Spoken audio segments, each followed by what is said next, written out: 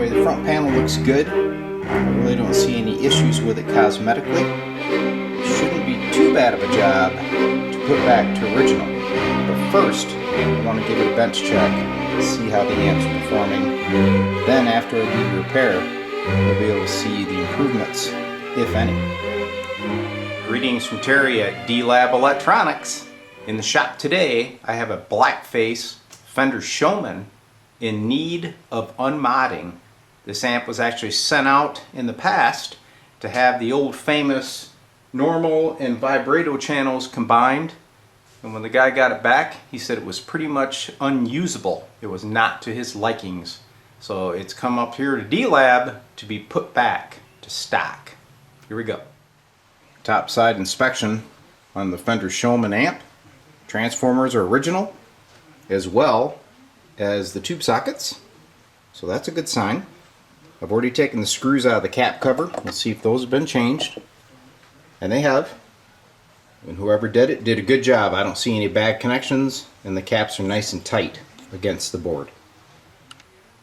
Bottom side inspection. Now, as I said previously, this amp has been modified with some new features, so like this pot, these caps, and these pots over here, as you can see, are not original, and there's some added cabling. Alright, but what we're going to do is unmod this thing. So I really don't care what those are. I just want to make sure that the amp is operational first. Then we'll remove this stuff, put it back to stock, and we'll test it again. Now if you take a look under here, you can see resistor's been added. Kind of got this cap up here flopping in the breeze, but look under that resistor. You see what I see? There is a lead trapped right there. So that's been there, it hasn't moved, but obviously it has to come out, right? And then there's some other little mods, little terminal boards, etc., that I'm going to be pulling out. But it doesn't look like too bad of a job. The amp looks clean, nothing looks overheated. So I've already got the amp set up, ready for the initial testing. You can see I have some wood blocks here, keeping her high enough so I don't rest the chassis on the output tubes. Okay, here is the mod. You can see your normal channel appears to be normal, but the vibrato channel is now missing the input jacks, and what they do is they add some crazy mixing pots here where the original treble and bass pots used to be on channel 1. Anyway, the front panel looks good. I really don't see any issues with it cosmetically. It shouldn't be too bad of a job to put back to original.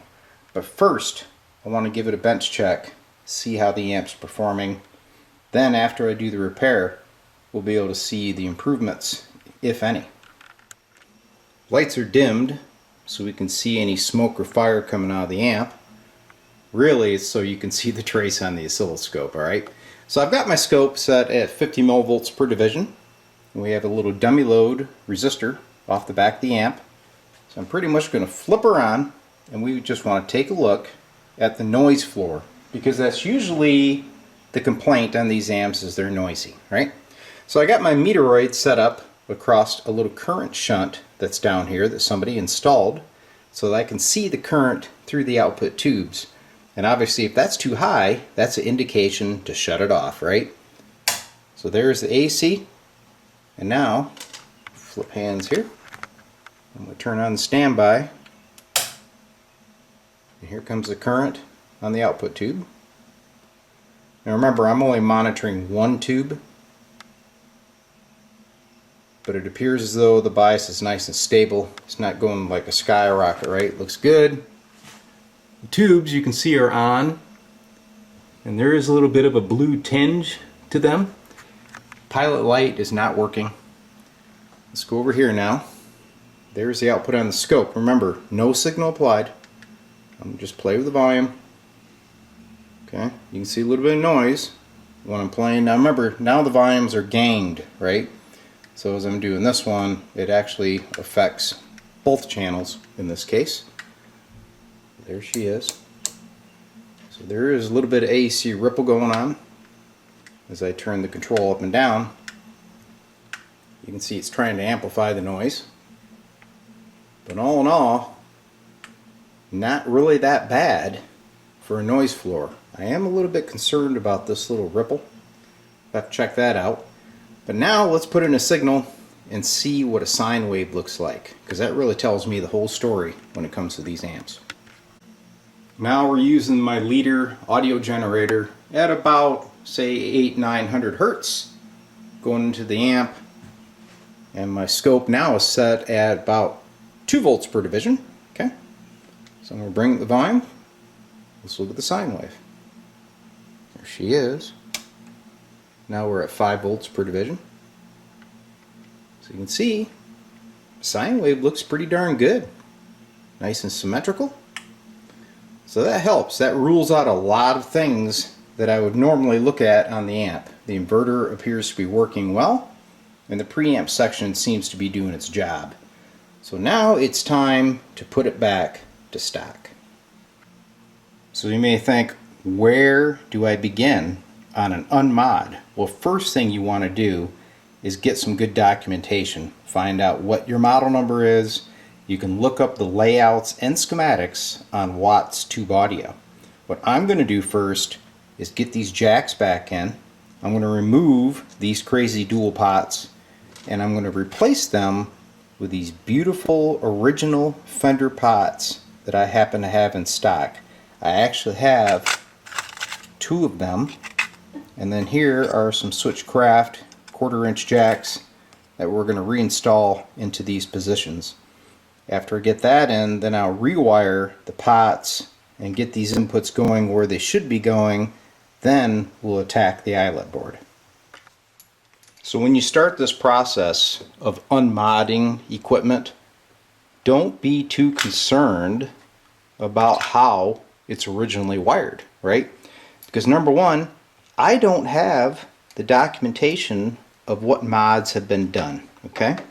I don't even know where they were done, but I do know that I have the original Fender documentation, and when I get done, I'm simply going to follow that as my new roadmap. So I'm not very concerned about getting in here and pulling out these pots and clipping these wires, because when I get done, I'll have the schematic to reference and verify my work. So there are the dual pots I was telling you about. These appear to be, well, this one's marked as a 1 meg pot, okay? Now you'll notice these shafts, they're the metric style. So when they go in here, there's a lot of slop. They don't really fit too well. That's a common problem with these new pots that are on the market, but I'm putting in the original CTS type with a 3/8 shaft. So this thing will be just as new. Well, just as old new, right? So the new input jacks are installed. You can see the 68K resistors here. The 1 meg resistor is tucked inside of the jack like Fender originally did it. So I've changed both of those, and I've added RG174 coax. So the next step, swing over here to our tube sockets.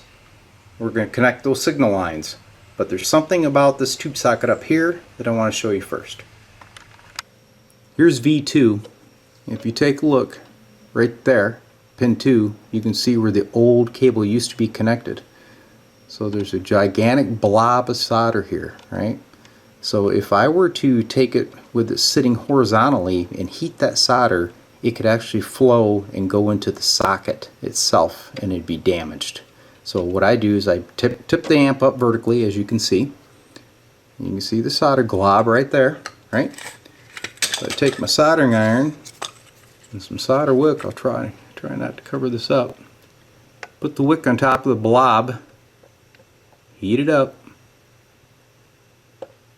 and that solder will pull into the wick away from the socket. Right? So now the danger's over. You can get in there and remove the remnants of the old lead.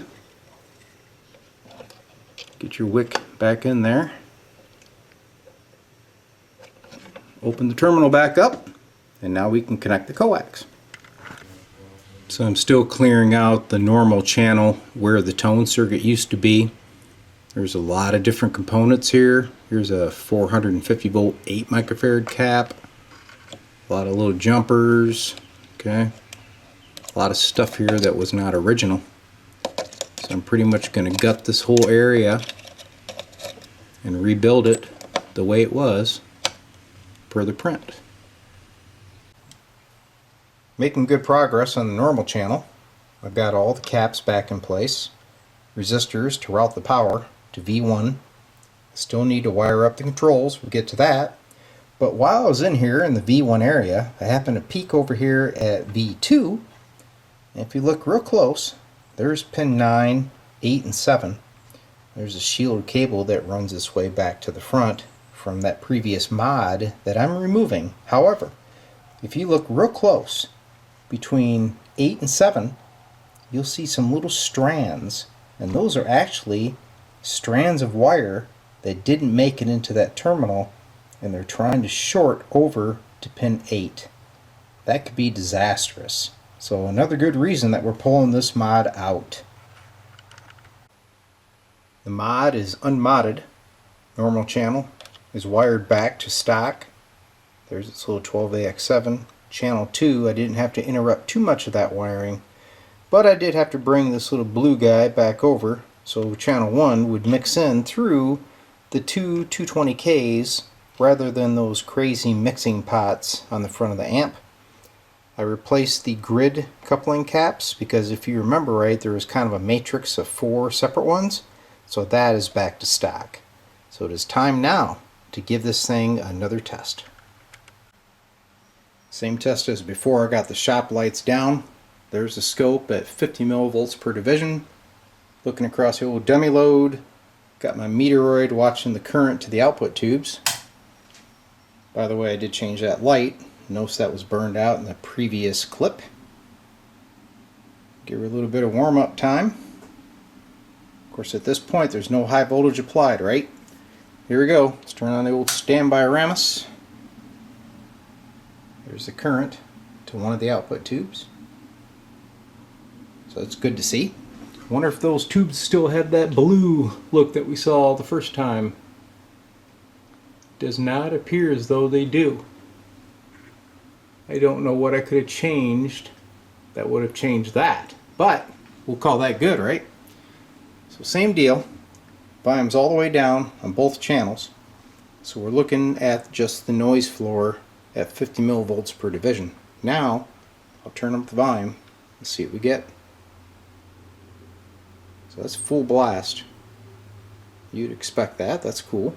But one thing I noticed right off the bat is, remember we had kind of a little AC hum there?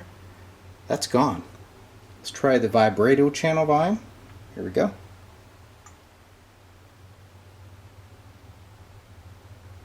Same deal. So we have lost that little ripple. I'm not sure what it was, but it's gone. So that's cool. All right, next step. Let's turn on the audio generator and look at the sine wave. Now we have the signal applied from my leader audio generator. Back to the scope, I am at 2 volts per division. Let's bring up the volume. There she is. Now this is the vibrato channel, so let's hook up a little jumper here to the RCA jack at the back to simulate that you just plugged in your pedal. Bring up the old signal, there it is, boom, boom, boom, boom. Should be able to adjust the intensity. Yep. And the speed. Yep. So that's working. Now let's go over to the first channel because that's the one that I just rewired. Let's verify that works. Don't need the vibrato on there anymore. Here we go. There she is. Now I'm at about 900 hertz. So here's my treble. Cool. And the bass, we'll turn that back my frequency down here. Here's the bass. Boom, boom, boom. So it looks good. I think this guy's going to be very happy. A successful Un-Mod. A successful Un-Mod of the Fender Showman blackface amplifier. So in this case, since I had that free reference material that's available on the web for these vintage amps, I was able to just gut the stuff out and wire it back to stock. Thank God that's available. So just imagine if it wasn't, all right? And you sent your prize amp off to some guy and he did this modifications because all your buddies said, hey, this is the thing to do. You won't believe the sound of your amp. You get it back. It's like, oh, I don't like the sound. Now, what do? Because you have some improvements that are undocumented that you can't reverse. And you spent all that money to get the mod done, plus all the money in shipping and the abuse to your prize amp while it was traveling across the country and back. The best thing to do with these old Fenders is run them the way they are, okay? I've been told time and time again, the reasons Fenders sound so good is because of all the stuff that was wrong with them, right? That's what gives them the character. Leave them alone, guys. Run them and enjoy them. I hope you enjoyed the video. We'll see you again.